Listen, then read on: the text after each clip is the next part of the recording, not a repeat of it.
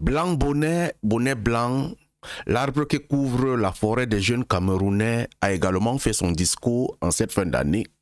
On ne peut pas passer sans toutefois l'analyser véritablement.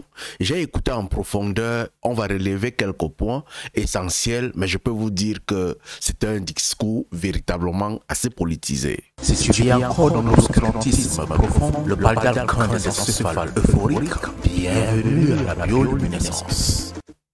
Qu'est-ce que le président, le professeur Maurice Kamto a véritablement dit dans son discours? Écoutons les premiers mots. Nous voici parvenus à la fin de l'année 2024, une année qui a confirmé la mauvaise santé de notre pays et de notre société. Même les plus fanatiques du régime en place constatent et commencent à admettre que le Cameroun est sur une pente dangereuse à tous égards. Lorsqu'il parle des plus fanatiques, il est en train de parler du directeur général de la sécurité nationale. Je crois que c'est Bargangele ou c'est quoi, j'ai oublié le nom, hein. Ça m'intéresse plus assez, véritablement. Donc c'est parce qu'il a fait une vidéo, c'est là quelque temps, en disant que les routes, il a fait la route et là c'est grave. Donc les plus fanatiques également. Chacun de nous le ressent sur lui-même, dans sa vie quotidienne et par rapport aux perspectives d'avenir du pays. Contrairement à l'habitude, je ne vais donc pas faire un bilan récapitulatif des échecs du pouvoir en place au cours de l'année 2024. Il me suffit de relever que la situation sécuritaire de notre pays ne s'est pas améliorée de façon. Ce qui m'a énervé dans ce discours, il est revenu pratiquement dans les mêmes mots que j'ai dit que blanc bonnet, bonnet blanc. Situation sécuritaire. L'autre vient de ce côté, il dit que non, on a amélioré. L'autre vient du côté opposé, il vous dit qu'ils n'ont pas amélioré et que c'est grave. Nous les Camerounais, on est dans un balafon. L'autre fait comme ça, pap. Ping-pong, ping-pong. Et nous, on est là au milieu, on fait les têtes comme ça. Et on est sûr, hein, garanti, voilà le sauveur. Allons-y. De façon significative. Le conflit armé dans les régions du nord-ouest et du sud-ouest étant toujours non résolu et les attaques meurtrières de la secte criminelle Boko Haram. Soyons vrais, ces gens-ci s'entendent avant de faire le discours. Avez-vous écouté le discours du président Paul Biya? Il a commencé dans la même stratégie. Bon, on ne va pas vraiment s'intéresser à ceci. Hein. Les affaires sécuritaires, là, c'est pas pour les jeunes. Parce qu'ici, on parle de cerveau allumé, on parle de plans, on parle... S'il parle de la jeunesse, c'est très important. S'il ne parle pas de la jeunesse, je ne vois pas à quoi ça nous sert ce discours. Parce qu'on ne parle que politique ici. C'est totalement politique.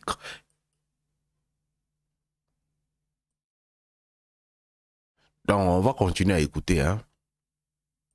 Ayant repris de plus belle. Que nos performances économiques sont loin derrière celles de pays de niveau comparable en Afrique, cependant que notre endettement public ne cesse de s'aggraver et a des taux d'intérêt quasi usuraires pour des investissements invisibles ou inachevés. Je dis sincèrement, on va écouter ce qui est essentiel pour la jeunesse. On écoute, hein, on écoute. C'est la partie qui m'intéresse un peu. L'épaule de nos enfants qui devront payer pour notre légèreté et nos malversations. Que la situation scolaire est catastrophique et sur le plan social en particulier avec une hausse continue. Regardez, en quelques secondes, on s'est intéressé à l'école pour quelques secondes, hein, quelques tiers. La situation scolaire est catastrophique, c'est tout. Catastrophique, comment? Bon, c'est pas important, parce qu'on va dire que je le déteste. Mais vraiment, moi, je sais. Je vous ai déjà dit que c'est l'arbre qui couvre la forêt. Si vous continuez à croire, vous n'allez jamais vous révéler. Des prix des denrées de première nécessité qui rend le coût de la vie insupportable pour nos populations, en particulier les plus pauvres et les plus vulnérables. Que l'augmentation successive des prix des carburants, sous le prétexte mensonger de la...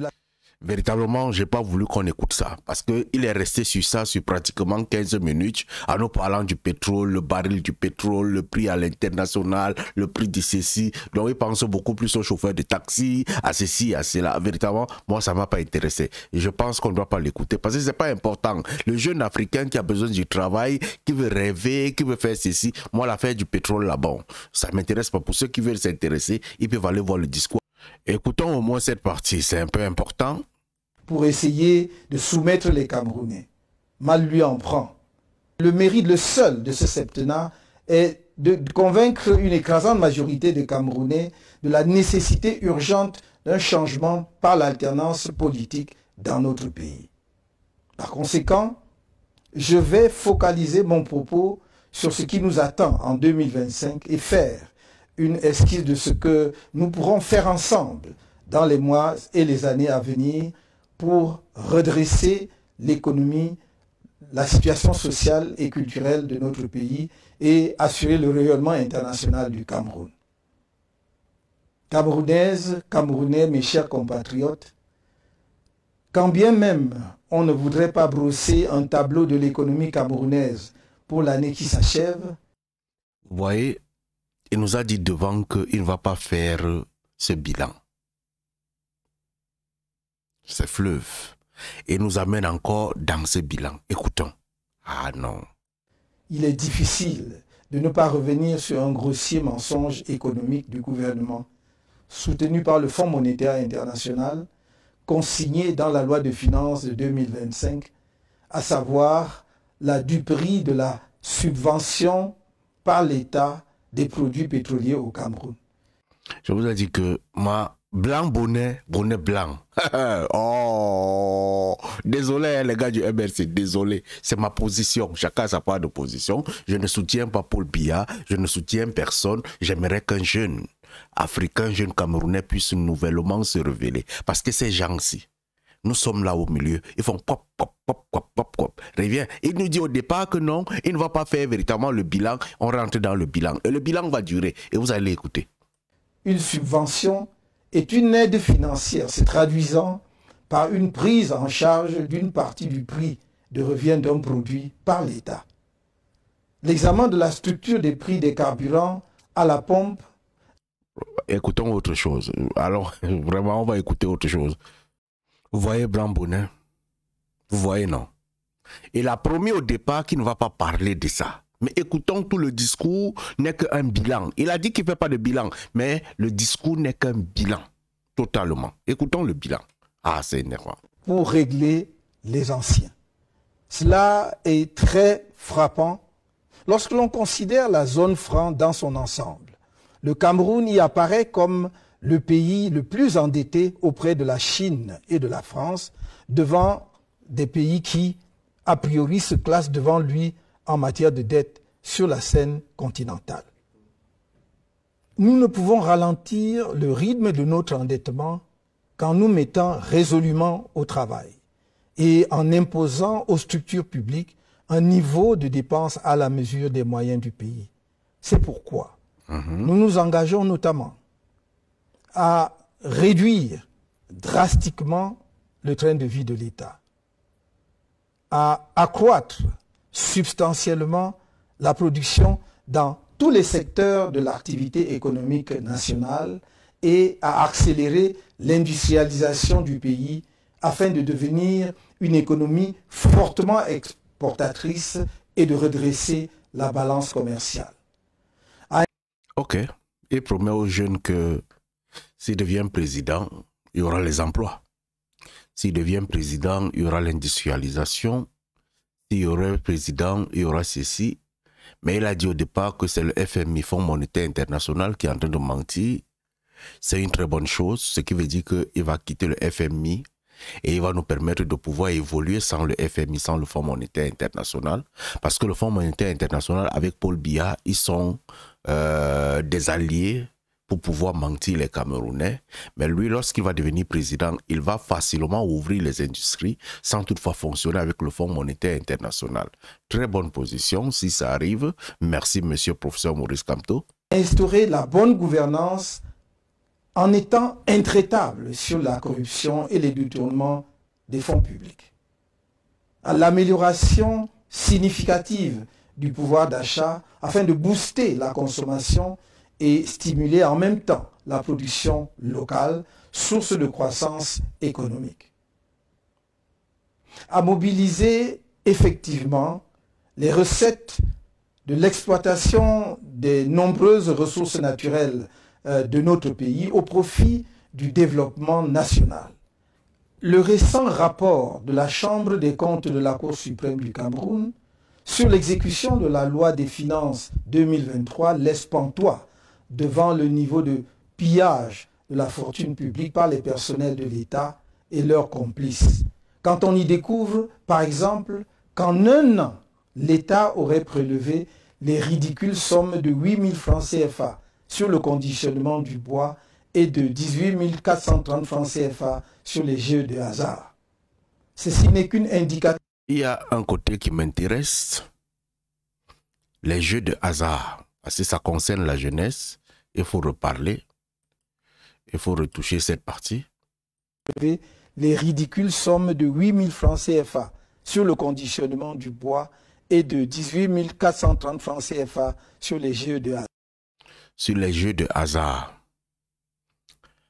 Professeur Maurice Kamto, j'attends votre sortie pour qu'on puisse annuler les jeux de hasard au Cameroun parce que ça affecte les mentalités des jeunes. Venir même encourager l'État, que l'État prélève même dans ces jeux de hasard, c'est dire à l'État que les jeux de hasard c'est bien pour la jeunesse. Mais on sait très bien que ce sont des machines pour pouvoir asservir. Ce sont des machines pour pouvoir écraser. Ce sont des machines pour pouvoir réduire le niveau de réflexion. Donc, professeur Maurice Kamto, au lieu même de venir dire que c'est bien qu'on l'a fait, mais véritablement, il faudrait demander qu'on puisse annuler ces jeux de hasard, qu'on puisse enlever ça sur l'étendue du territoire, que le PMUC, tous ces trucs-là, le pari foot, qui viennent demander l'argent, que les jeunes ne se retrouvent plus dans le 1xBet et tout ça. Voilà ce que moi j'attends. Si vous faites ces décisions, je trouverai que c'est bien. Il y a une partie où il a interpellé Samuel Eto'o. J'ai aimé. Allons-y. Ceci n'est qu'une indication de quelques actions économiques urgentes que nous nous engageons à mettre en œuvre pour amorcer la réforme en profondeur et la modernisation du Cameroun. Notre programme de gouvernement en vue de l'élection présidentielle de 2025 sera rendu public en son temps.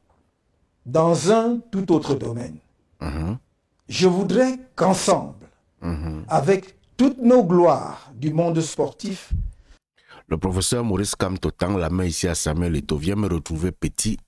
On fait ce qu'on peut faire pour pouvoir faire partie Paul Biya. Écoutons, c'est stratégique, hein? C'est une communication assez stratégique. Il a appelé toutes les anciennes gloires. Quelle est la première gloire du football au Cameroun? C'est Samuel Eto'o. Donc Samuel Eto'o, papa t'appelle, va jouer, non? Hein? Ou tu prends la place, ou il prend la place. Tu fais comment? Nous assurions le rayonnement international de notre pays dans les domaines des sports de haut niveau, en particulier dans ceux où le Cameroun dispose d'atouts importants. Je me limiterai ici à notre sport roi, le football. Notre objectif majeur à moyen terme est la co-organisation avec 3 pays frères, la Côte d'Ivoire, le Nigeria et le Ghana, de la Coupe du monde de football en 2038. La contribution exceptionnelle du Cameroun, tant au football africain qu'au football mondial, nous autorise une telle ambition. Nous sommes convaincus qu'en s'associant dans une telle initiative, le Cameroun, la Côte d'Ivoire, le Ghana et le Nigeria, 4 grandes nations de... Le tireur de pénalty, blanc bonnet, bonnet blanc. Son nouveau mandat, c'est le football.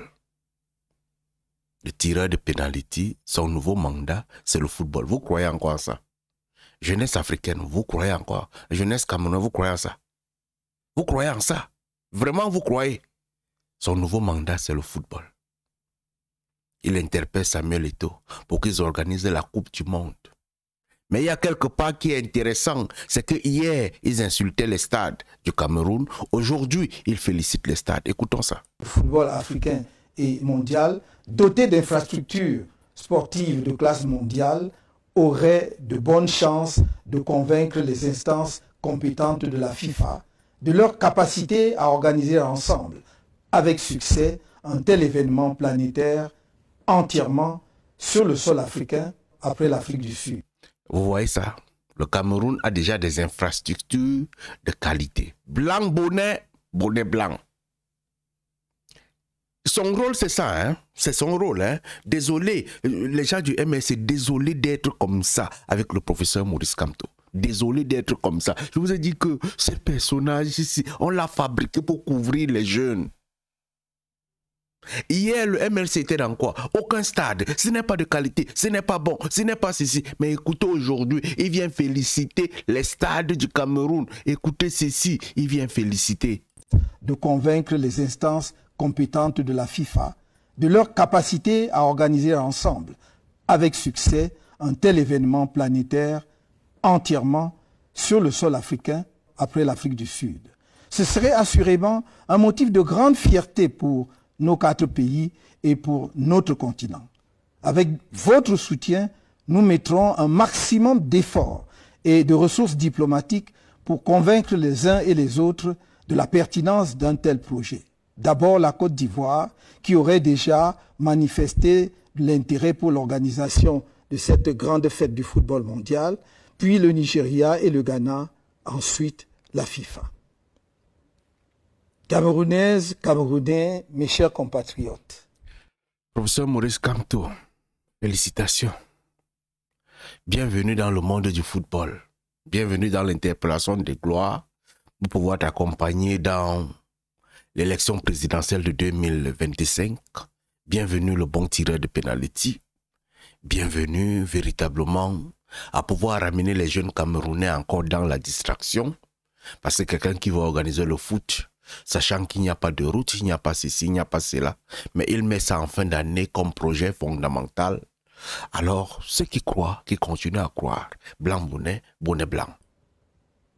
L'année 2025 est, faut-il le rappeler, une année électorale décisive pour notre pays.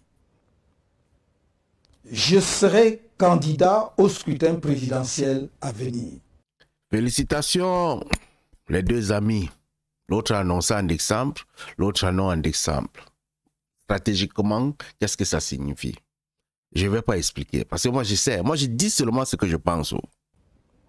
C'est assurément une mauvaise nouvelle pour ceux qui ont rêvé qu'ils pourraient garder le pouvoir ou y accéder sans affronter le peuple du changement et de l'alternance, c'est-à-dire les forces favorables à la démocratie dans notre pays.